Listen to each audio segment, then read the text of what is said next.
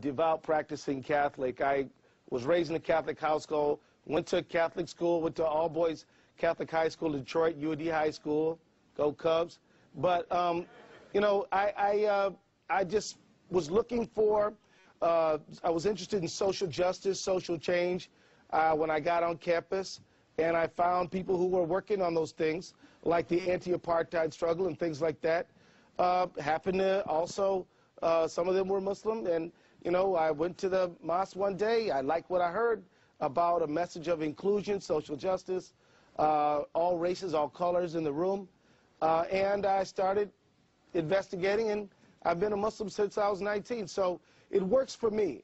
I do believe that religious pluralism is a key component of the human experience, at least it should be, and that we need to have respect for the people who are believers and non-believers. I am proud to represent a group of people in my district who are non-theists, and whenever we have interfaith roundtables, we invite them too, because we think they have important things to contribute to the dialogue. Right on. So let me get to the part where I think you may not agree with me, which is I do agree that there are other groups that pose a terrorist threat to this country. There are right-wing militias who are nutty, and the Ku Klux Klan, and abortion bombers, and Timmy McVeigh types. I would say that the threat potentially from radicalized Muslims is a unique and greater threat. It is the greatest threat. Let me give you the reasons why I jotted down why. One, it's been going on 1,000 years, this problem between Islam and the West. We are dealing with a culture that is in its medieval era. It comes from a hate-filled holy book, the Quran, which is taken very literally by its people. They are trying to get nuclear weapons. I don't think Tim McVeigh would ever have tried to get a nuclear weapon, because I think right-wing nuts, they think they love this country, and they are not trying to destroy this country. They want to get it away from the people they see as hijacking it. That's different than Muslim extremists who want to destroy it. And also, it's a culture of suicide bombing, which is hard to deter from people who want to kill themselves.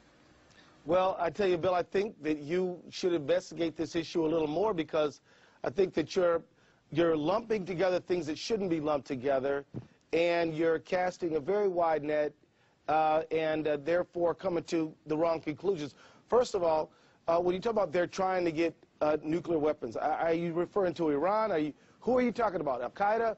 I think anyone who is influenced by Al-Qaeda and the statements of Osama bin Laden, and that's... Yeah, but Muslims aren't. I mean, there's 1.4 billion Muslims in the world. Of course, no one is disputing that the vast, giant majority of Muslims are not the problem. We're talking about a very small percentage, but it just takes one.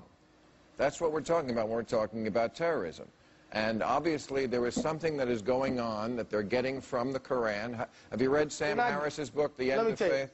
They're not getting it from the Quran. You know, Bill, I'm glad. Let's use this point for a moment, because as you know, as a student of religion, you know, their books are complex. They're compiled, and taking them out of context is a very easy thing to do.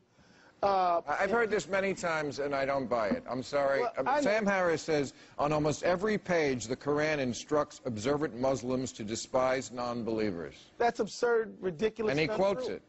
Am I getting the wrong translation? Because that's what every Muslim always tells me.